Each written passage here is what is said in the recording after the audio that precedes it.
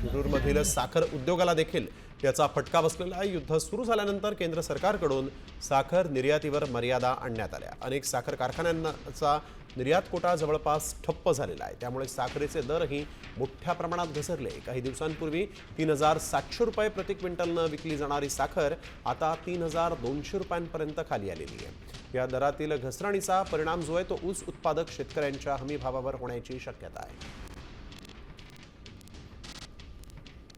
साखरेचे बाजारभाव आता एक्सपोर्ट दिला जो कोटा दिलाय तो एक्सपोर्ट होत नाहीये। त्याच्यामुळे बायर लोक साखर खरेदी करत नाहीये आणि त्यामुळे बाहेर एक्सपोर्ट साखर होत नाही, तर साखर आपल्याकडे जी जास्त झालेली आहे त्याच्यामुळे इथले सुद्धा लोक डोमेस्टिक मार्केटला साखर आता आपली घेत नाहीये। त्यामुळे 3700-3800 रुपयांनी जाणारी साखर आज 3200-3300 रुपयांनी या ठिकाणी विकली जाते। ती सुद्धा बाहेर या ठिकाणी डोमेस्टिक मार्केटला घेत नाही आणि हीच जर परिस्थिती चालू राहिली तर शेतकऱ्यांचं फार मोठ्या प्रमाणामध्ये नुकसान होणार आहे।